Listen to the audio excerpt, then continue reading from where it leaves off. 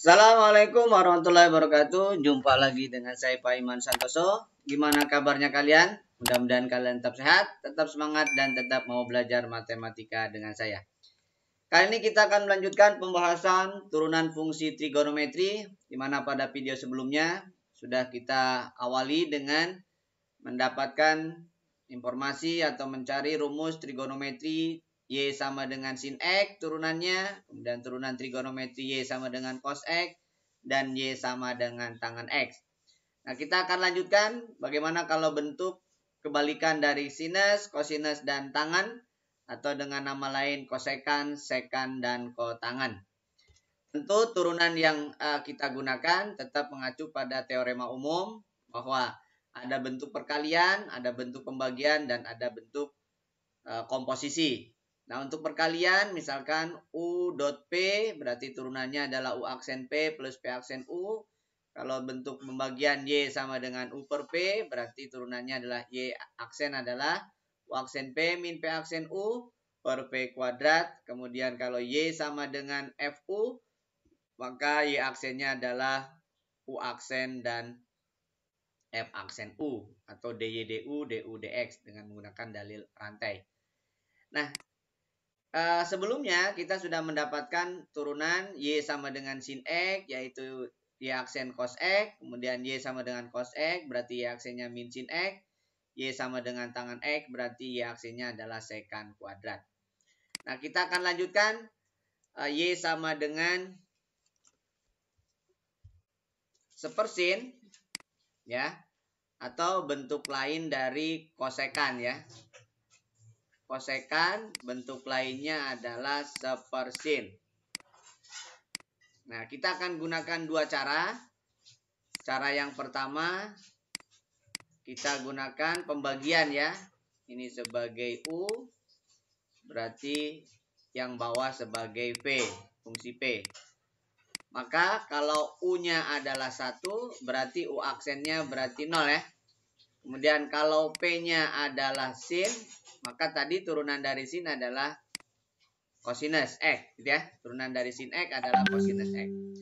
Berarti kita gunakan turunannya adalah U aksen P min P aksen U per P kuadrat. Dalam hal ini berarti U aksennya adalah 0, P-nya berarti sinus X, dikurangi P aksennya berarti cos, U-nya berarti 1 per P kuadrat berarti dalam hal ini adalah sin, ya, sin kuadrat X. Kita lanjutkan, 0 kali sin berarti 0, min cos X, dibagi dengan sin kuadrat X. Nah, bentuk lain dari cos X per sin kuadrat adalah cos X per sin X, gitu ya. Tentunya dikalikan seper sin X. Bentuk lain dari cos per sin adalah kotangan. Bentuk lain dari sepersin tadi adalah kosekan. Jadi dengan demikian kita punya turunan baru Y sama dengan kosekan X, yaitu min, kita turun dari cos dulu, ya, kosekan X kotangan X. Jadi turunan dari Y sama dengan kosekan X adalah min kosekan X kotangan X. Gitu, ya. Lalu cara yang kedua kita gunakan rumus Y sama dengan UX pangkat N. Maka turunannya adalah N kali U aksen X kali U pangkat N min 1 dari X, gitu ya. Nah, berarti kesimpulannya kosekan itu kan sepersin, ya. Nah, sepersin X berarti dapat dinyatakan dalam perpangkatan sin. Sin X pangkat min 1. Berarti ini adalah U-nya. Ini adalah N-nya, ya. Dengan demikian U aksennya berarti adalah turunan dari sin, cos. Oke. Berarti kesimpulannya Y aksen adalah N, berarti min 1, kali U aksen, berarti cos, lalu pangkatnya berkurang 1. Berarti min 1, min 1. Dengan kata lain, min cos kali sin X pangkat min 2. Atau dengan kata lain, min cos per sin kuadrat X. Atau dengan bentuk lain, tadi cos X per sin X dikali seper sin X. Cos X per sin X adalah min kotangan, seper sin adalah kosekan. Jadi dengan demikian sama, hasil turunannya adalah min kosekan X min kotangan. Gitu ya. Cuman caranya beda. Kalau yang pertama adalah dengan menggunakan U per P, fungsi pecahan. Yang kedua dengan menggunakan fungsi perpangkatan. Oke. Lalu yang kedua adalah fungsi. Nah, sekan berarti seperkos.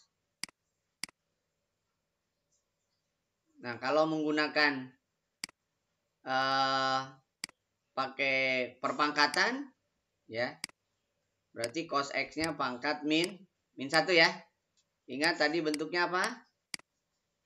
Y sama dengan UX pangkat N, berarti Y aksennya adalah N kali U aksen U pangkat N min 1.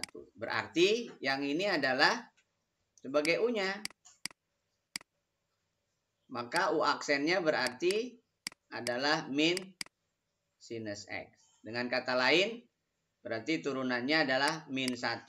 Turunan dari U-nya adalah min sin X. Pangkatnya berkurang 1. Berarti min 1, min 1. Atau dengan kata lain, min ketemu min jadi plus ya. Sin X per cos kuadrat X. Bentuk lainnya, sin per cos, gitu ya, dikalikan seper cos. Berarti sin per cos adalah tangan, seper cos adalah sekan. Jadi dengan demikian, ini adalah turunan dari Y sama dengan sekan X. Oke, jadi turunan dari Y sama dengan sekan X adalah tangan sekan atau sekan. Gitu ya. Oke, itu yang kedua. Terakhir, yang ketiga adalah bentuk tangan dulu. Bentuk tangan kebalikannya berarti sepertangan. Sepertangan namanya kotangan. Ya, sepertangan. Berarti sama saja dengan tangan X pangkat min 1 ya. Berarti Y aksennya adalah min 1. Apa turunan dari tangan? Nah, ini berarti sebagai U-nya. Maka U aksennya adalah sekan kuadrat X. Gitu ya. Jadi min 1. U aksennya berarti sekan kuadrat X. Lalu kali tangan pangkatnya berkurang 1. Berarti min sekan kuadrat X kali tangan X pangkat min 2 ya. Bisa dimengerti? Jadi kotangan itu sepertangan, tangan kuadrat, turunan dari tangan adalah sekan, pangkatnya berkurang 1 jadi min 2 ya. Berarti sekan X, sekan kuadrat ya, per seper tangan kuadrat X. Bentuk lainnya, sekan itu seper cos. Sepertangan itu berarti kotangan ya. Berarti cos per sin. Nah, dengan demikian bentuk lainnya adalah min seper sin kuadrat. Atau dengan kata lain min kosekan kuadrat. Nah, jadi dengan demikian kita punya 3 rumusan bahwa turunan dari kotangan adalah min kosekan kuadrat X. Oke, gitu ya. Jadi turunan dari sekan adalah tangan sekan atau sekan tangan. Kemudian turunan dari kotangan adalah min kosekan kuadrat X. Nah, sekarang bentuk-bentuk lain dari trigonometri tentu sangat banyak ya yang bisa kalian gunakan untuk mendapatkan turunan dari fungsi trigonometri. Misalkan gini, contoh perkalian yang lain. Misalkan Y sama dengan 2 sinus X kali tangan X. Nah, tentu kita asumsikan ini sebagai fungsi U. Sebagai fungsi perkalian, berarti U aksennya dalam hal ini berarti 2 sin X U-nya. Maka U aksennya adalah 2 cos X. Dan P aksennya, karena P itu tangan, berarti sekan kuadrat X. Dengan demikian, maka kalaulah ini adalah bentuk perkalian, Y aksen adalah aksen P, berarti kan? Dalam hal ini berarti ini 2 cos X kali P. P-nya tangan ditambah P aksen U. Berarti sekan kuadrat kali U. U-nya adalah 2 sinus X. Oke. 2 cos X. Ingat tangan itu sin per cos. Kemudian sekan itu seper cos. Gitu ya. 2 sinus X. Dengan demikian ini bisa kalian coret kan. Berarti turunannya adalah 2 sin X ditambah 2. Sin per cos apa? Sin per cos kalikan seper cos. Nah, berarti bentuk lainnya adalah 2 sin X ditambah tangan ya. 2 tangan X seper cos adalah sekan X. Jadi dengan demikian turunan dari Y sama dengan 2 sin X tangan X adalah demikian. Ya. Jadi turunan dari Y sama dengan 2 sin X tangan X adalah 2 sin X tambah 2 tangan X sekan X. Lalu kita akan manfaatkan bentuk-bentuk lainnya. Misalkan bentuk pembagian ya. Misalkan sinus 2X dibagi tangan X. Nah, kalian bisa aja menggunakan mengubah rumus sin 2X adalah 2 sin X cos X gitu kan ya. Kemudian tangan itu adalah sin X per cos X. Nah, sehingga sebelum kalian turunkan, kalian ubah dulu rumusnya kan. Ini sama.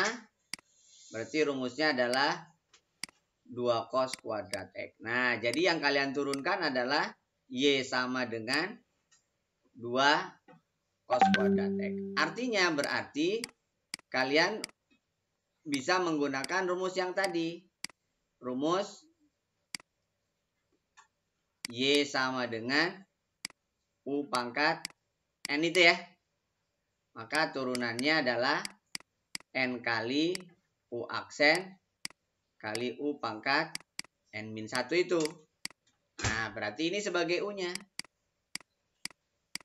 Maka U aksennya berarti turunan dari cos min sin. Dengan demikian turunannya adalah 2 ya kan. Sebagai konstanta 2 sebagai turunannya kan, pangkat nih. Kemudian turunan dari U-nya adalah min sin. lalu pangkatnya berkurang 1. Dengan demikian, min 4 sinus X kan kali cos X. Apa bentuk lain dari min 4 sin X cos X? Tentu bentuk lain dari 2 sin X cos X kalian bisa ubah menjadi sudut rangkap. Jadi min 2 sin 2X. Jadi dengan demikian turunan dari sebuah fungsi itu bisa berbeda-beda tergantung dari apa yang dimau dari nanti kalau pilihan ganda tergantung pilihannya. Tapi kalau kalian sampai sini saja sudah benar ya. Itu adalah turunan dari Y sama dengan sin 2X per tangen X. Gitu ya. Jadi turunan dari Y sama dengan sin 2X per tangen X adalah demikian. Oke, saya kira itu dulu untuk pertemuan kali ini. Mudah-mudahan kalian bisa pahami. Kalau ada ketidakpahaman, di-post aja, diulang, di-post, diulang. Sampai kalian bisa meyakinkan diri bisa memahami turunan fungsi trigonometri ini. Sekian dari saya. Mudah-mudahan bermanfaat. Assalamualaikum warahmatullahi wabarakatuh.